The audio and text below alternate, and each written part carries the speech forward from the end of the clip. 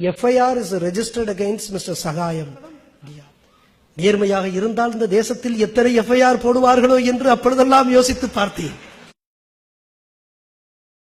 அந்த காலத்தில் குற்றத்தை செய்பவன் பயப்படுவான், திருடர்கள் பயப்படுவார்கள். ஆனால் இன்றைக்கு திருடர்கள் வலிமை பெற்றிருக்கிறார்கள் என்பதுதான் உண்மை. திருக்கழுக்குன்றத்திற்கு அருகே இருக்கக்கூடிய அழகு சமுத்திரம் என்கிற கிராமத்து இளைஞர்கள் மாவட்ட ஆட்சித்தலைவரிடத்திலே வருகிறார்கள்.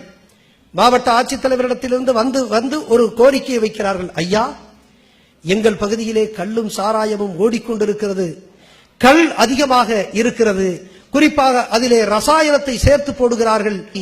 2 பேர் அங்கே இறந்து போய்விட்டார்கள், ஏதாவது செய்ய வேண்டும் என்கிறார். உடனே மாவட்ட ஆட்சித்தலைவர் என்னிடத்தில் இதை கொடுக்கிறார். நான் என்ன செய்தேன், செங்கல்பட்டினுடைய காவல் துணை கண்காணிப்பாளர் அவருக்கு நான் அனுப்புகிறேன். 1 வாரமாகிவிட்டது, நடவடிக்கை எடுக்கவில்லை. மீண்டும் இந்த கிராமத்து இளைஞர்கள் வந்து விட்டார்கள். அவர்கள் மீண்டும் சொல்கிறார், ஐயா ஒரு நடவடிக்கையும் எடுக்கவில்லை என்று சொல்கிறார். நான் இந்த முறை மிக கடுமையாக எழுதி எப்படியாவது நீங்கள் நடவடிக்கை எடுத்து கள்ளு சாராயத்தை நிறுத்துங்கள் என்று சொல்லுங்கள். 1 வாரம் கழித்து மீண்டும் திங்கட்கிழமை அதே கிராமத்து இளைஞர்கள் வருகிறார்கள். ஐயா ஒரு நடவடிக்கையும் இல்லை. ஏன் நடவடிக்கை இல்லை என்று எண்ணி பார்த்தால் காரணம் மிக தெளிவாக தெரிகிறது. லஞ்சமும் ஊழலும் பெருகி போயிருக்கக்கூடிய சூழ்நிலையில் அவர்களால் நடவடிக்கை எடுக்க முடியவில்லை. உடனே நானே செல்கிறேன், என்னுடைய வருவாய்த்துறை அலுவலர்களை அழைத்துக் கொண்டு, என்னுடைய கிராம காவலர்களை அழைத்துக் கொண்டு நானே செல்கிறேன். நானே சென்று அந்த இடத்திற்கு சென்று இந்த கள்ளு விற்பனை செய்யக்கூடியவர்கள், சாராய உற்பத்தி செய்யக்கூடியவர்களை எல்லாம் பிடிக்கிறோம். அந்த கிராமத்து இளைஞர்கள் வந்து விடுகிறார்கள். வந்து விடுகிற பொழுது சொல்லுகிறேன், அலுவலர்கள் தொடர்ந்து வர முடியாது, கிராமத்து இளைஞர்கள் விழிப்போடு இருந்தால் தான் இந்த கிராமத்தை இந்த சமூக விரோதிகளிடத்திலிருந்து காப்பாற்ற முடியும். எனவே விழிப்போடு இருங்கள் என்று நான் சொல்லுகிறேன். சொல்லிவிட்டு திரும்பி பார்க்கிறேன். அப்பொழுது இந்த கிராம நிர்வாக அலுவலர்களிடத்திலே ஒப்படைத்திருந்த இந்த குற்றவாளிகள் இருக்கிறார்கள் அல்லவா, இவர்கள் ஓடி போய்விட்டார்கள். கிராம நிர்வாக அலுவலர்கள் விட்டு விட்டார்கள், ஓடி போய்விட்டார்கள். எனக்கு கோபம், ஓடி போய்விட்டு திரும்பி பார்க்கிறேன், ஓடி போய்விட்டார்கள். எவ்வளவு சிரமப்பட்டு இவர்களை எல்லாம் அந்த குளத்து கரையிலே நாங்கள் விரட்டி பிடித்தோம் என்று எங்களுக்கு தெரியும். ஓடி போய்விட்டார்கள். கோபத்தோடு நான் அங்கே இருக்கக்கூடிய சப் கலெக்டருக்கு உத்தரவிட்டு இவர்கள் மீது கிராம நிர்வாக அலுவலர்களை உடனடியாக பணியிடை நீக்கம் செய்ய உத்தரவிட்டு வந்துவிட்டேன். காலையில் பார்க்கிற பொழுது அன்றைக்கு எப்பொழுதுமே ஒவ்வொரு நாளும் காவல்துறையிடத்திலிருந்து ஒரு அறிக்கை வரும், சட்ட ஒழுங்கு பிரச்சனை பற்றிய அறிக்கை வரும். அங்கே பார்க்கிறேன். பார்த்த பொழுது FIR is registered against Mr. Sagayam DRO. என் மீதே முதல் தகவல் அறிக்கை போடப்பட்டிருக்கிறது காவல்துறையால். லஞ்சம் இருக்கிறது அல்லவா, இந்த நாட்டில் எவ்வளவு அக்கிரமங்களையும் அது செய்யும் என்பதற்கு இது ஒரு உதாரணம். நான் அடிஷனல் டிஸ்ட்ரிக்ட் மேஜிஸ்ட்ரேட், மாவட்ட ஆட்சித்தலைவருக்கு அடுத்த நிலையில் இருக்கிறேன். என் மீதே FIR போடப்பட்டிருக்கிறது. என்ன காரணம்? நேர்மையாக இருந்தால் இந்த தேசத்தில் எத்தனை FIR போடுவார்களோ என்று அப்பொழுதெல்லாம் யோசித்து பார்த்தேன். என்ன காரணம் பார்த்தால் பிறகுதான் தெரிகிறது.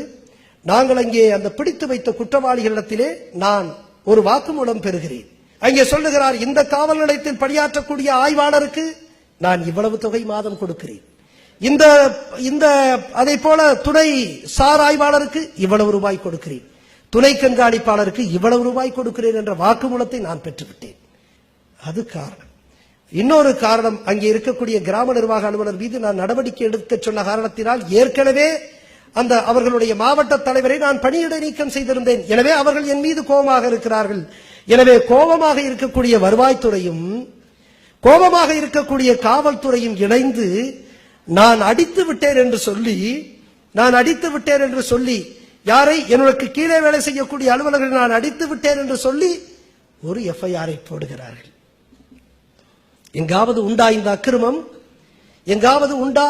உண்மையான நேர்மையும் உறுதியும் இல்லை என்று சொன்னால் விட்டுவிட்டு நேர்மையை விட்டுவிட்டு ஓடி இருப்பார்கள். ஆனால் நான் கடைபிடிப்பது உண்மையான நேர்மை என்கின்ற காரணத்தினால் எத்தனை துன்பங்கள் வந்தாலும் அதை சந்திப்பதற்காக. சாதாரணம் அல்ல, லஞ்சத்திற்கு எதிராக போராடுவது என்பது சாதாரணம் அல்ல, அது ஒரு மிகப்பெரிய போராட்டம் என்பதை நாம் உணர வேண்டும். உடனே நான் உடனடியாக மாவட்ட காவல் கண்காணிப்பாளருக்கு நான் தொலைபேசியிலே பேசுகிறேன். பேரையெல்லாம் சொல்ல முடியும் என்னால். எந்த ஆய்வாளர் இருந்தார், எந்த துணை கண்காணிப்பாளர் இருந்தார், காவல் கண்காணிப்பாளர் இருந்தார் என்றெல்லாம் பேரெல்லாம் சொல்ல முடியும். இப்பொழுது நான் சொல்லவில்லை. பிறகு சொல்ல முடியும். எப்பாவது சொல்லுவதற்கு வாய்ப்பு கிடைக்கும், நிச்சயம் சொல்ல முடியும். இப்படியாக இருந்தது. காவல் கண்காணிப்பாளரிடத்திலே பேசுகிறேன். என் மீது எஃப்ஐஆர் போட்டிருக்கிறார்கள், புகார் கொடுத்தால் போடுவார்கள் என்று சொன்னார். எங்களுடைய கிராம நிர்வாக அலுவலர் என்னால் பணி இடைநீக்கம் செய்யப்பட்டவர் என் மீது கோபம் கொண்டு போடுகின்ற புகார் கொடுத்தால் இவர்கள் போடுவார்களா? நான் கேட்டேன். அப்படியானால் நான் ஏற்கனவே வாக்குமூலம் பெற்றிருக்கிறேன். இவர்களெல்லாம் லஞ்சம் வாங்குகிறார்களே என்று கேட்டிருக்கிறேன். அதிலே உங்களுக்கும் ஒரு பங்கு இருப்பதாக உணரப்படுகிறது. அப்படியானால் ஊழல் தடுப்பு சட்டத்தின் கீழ் நான் புகார் கொடுக்கிறேன். உங்கள் மீது உங்கள் ஆட்கள் எஃப்ஐஆர் போடுவார்களா என்று கேட்டேன். என்ன இப்படியெல்லாம் வேதாந்தவாதம் பேசுகிறீர்கள் என்று சொன்னார். அதுதானே உண்மை. எதுவுமே செய்யவில்லை. எஃப்ஐஆர் பார்த்தேன், என்ன செய்வது என்று பார்த்தேன். சட்ட அறிவு வேண்டும் என்பதற்காக இதை நான் சொல்லுகிறேன். சட்ட அறிவு வேண்டும் என்பதற்காக சொல்லுகிறேன். வழக்கமாக 1 டன் சிஆர்பிசி என்று இருக்கிறது. சட்டம் படித்தவர்களுக்கு தெரியலாம். 110 விதி, குற்றவியல் நடைமுறை சட்டம். அது வழக்கமாக யாருக்கு எதிராக பயன்படுத்தப்படும் தெரியுமா? தொடர்ந்து அந்த பகுதியிலே ஹாபிச்சுவல் அஃபெண்டர்ஸ் என்று சொல்லுவார்கள்.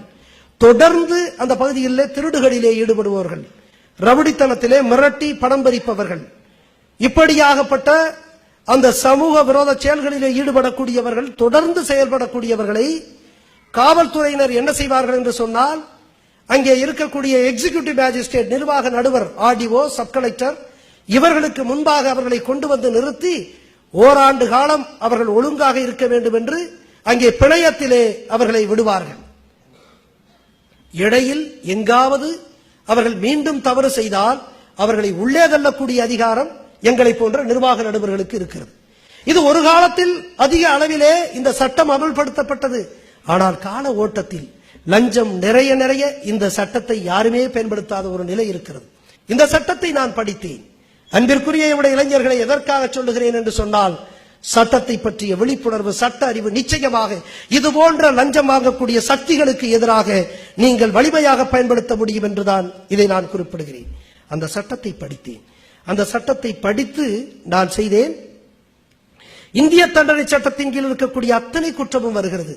அதை போல சில சிறப்பு தனி வகையான குற்றங்களிலே, எசென்சியல் கமாடிட்டிஸ் ஆக்ட், இது போன்ற அந்த குற்றங்களில் ஈடுபடுபவர்களையும் இதிலே நாம் அவர்களை மட்டுப்படுத்தலாம் என்றும் இருக்கிறது. அதிலே பார்த்தேன், எங்காவது ஊழலை பற்றி வருகிறதா என்று பார்த்தேன். ஒரே வார்த்தை கரப்ஷன் என்ற வார்த்தை இருந்தது. கரப்ஷன் என்ற வார்த்தை இருந்தது. அதை பிடித்துக் கொண்டு உடனடியாக என்ன செய்தேன் தெரியுமா? ஒரு சம்மனை நானே தயார் செய்தேன். யாருக்கு? அந்த டிஎஸ்பிக்கு. யாருக்கு? அந்த இன்ஸ்பெக்டருக்கு. யாருக்கு? அந்த சப் இன்ஸ்பெக்டருக்கு. யாரெல்லாம் முதல் தகவல் அறிக்கை எனக்கு எதிராக பதிவு செய்தார்களோ அதற்கு எதிராக ஒரு சம்மனிலே ஒரு குறிப்பு எழுதினேன். நீங்கள் தொடர்ந்து இந்த குற்றத்திலே, சாராயம் விற்பனை செய்யக்கூடிய இந்த குற்றத்திலே ஈடுபடக்கூடிய குற்றவாளிகளிடத்திலிருந்து நீங்கள் லஞ்சத்தை பெற்றுக் கொண்டிருக்கிறீர்கள்.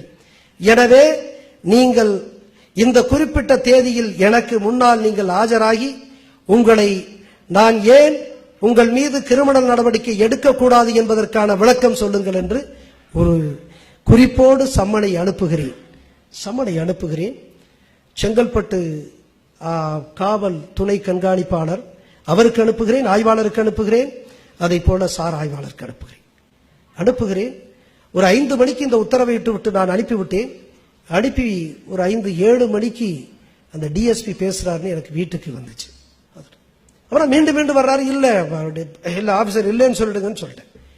சரி சொல்லிட்டு அன்னைக்கு இரவு படுத்துட்டு காலையில 5 மணிக்கு கோப்பு பாக்குறதுக்காக ஒரு 5 மணிக்கு எந்திரிச்சு ஒரு கோப்பு பார்த்துட்டு ஒரு 5:45 இப்படி பார்த்தா இந்த டிஎஸ்பி, இந்த இன்ஸ்பெக்டர், சப் இன்ஸ்பெக்டர் 3 பேர் அங்கே நிற்கிறாங்க.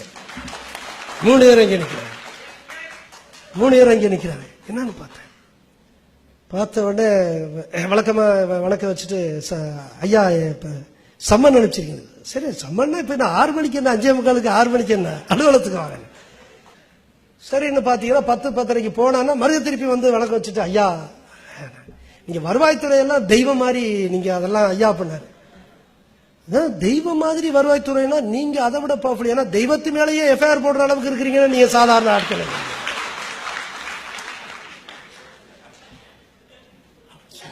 ஐயா தெரியாம பட்டார்.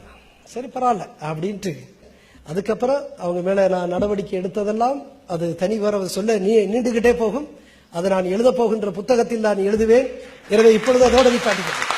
நான் என்ன சொல்றேன், இன்றைக்கு சொல்ல வருவது என்னவென்றால் ஒரு லஞ்சம் வாங்குபவர்கள் நீங்கள் அந்த லஞ்சத்துக்கு எதிரான நடவடிக்கைகளில் ஈடுபடுகின்ற பொழுது உங்கள் மீதே தங்களுடைய அதிகாரத்தை துஷ்பிரயோகம் செய்யக்கூடிய கொடுமை நம்முடைய மண்ணிலே இருக்கிறது என்பதற்காக சொல்லுகிறேன். இதையெல்லாம் எதிர்க்க வேண்டும் என்று சொன்னால் வெறும் நேர்மையும் துணிவு மட்டும் போதாது, சட்ட அறிவு வேண்டும். எனவே சட்ட அறிவை நாம் வளர்த்துக் கொள்ள வேண்டும். அறிவு எல்லோருக்கும் பொதுவானது. நிச்சயமாக சட்ட அறிவை வளர்த்துக் கொண்டால் இது போன்ற லஞ்ச லாவணியத்தில் ஈடுபடக்கூடியவர்களுக்கு எதிராக நிச்சயமாக பயன்படுத்தப்பட முடியும் என்று நான் நம்புகிறேன். லஞ்சம் எல்லோரும் வாங்குகிறார்கள் என்கிற அளவிற்கு பெருகி போய்விட்டது. நேர்மையாளர்களை தேடிக்கொண்டிருக்கிறேன், உங்களைப் போல நேர்மையாளர்களை தேடிக்கொண்டிருக்கிறேன். வெளியே இருந்து ஊழலுக்கு எதிராக போராடுவது எளிது, உள்ளே இருந்து ஊழலுக்கு எதிராக போராடுவது கடினமான போராட்டம். இருந்தாலும் போராடுகிறேன், நம்பிக்கையாக போராடுகிறேன். காரணம், என் சமூகம் தமிழ் சமூகம், நேர்மையான சமூகம். ஒரு புதிய சமூகத்தை, ஒரு நேர்மையான சமூகத்தை நான் உருவாக்குவதற்காக நேர்மையாளர்களை தேடிக்கொண்டிருக்கிறேன். அதனுடைய ஒரு வெளிப்பாடாகத்தான் எங்கே நேர்மைக்காக குரல் கொடுப்பவர்கள் இருந்தால் அங்கே நான் வருகிறேன். அதனுடைய ஒரு அம்சமாகத்தான் இங்கே வந்திருக்கிறேன்.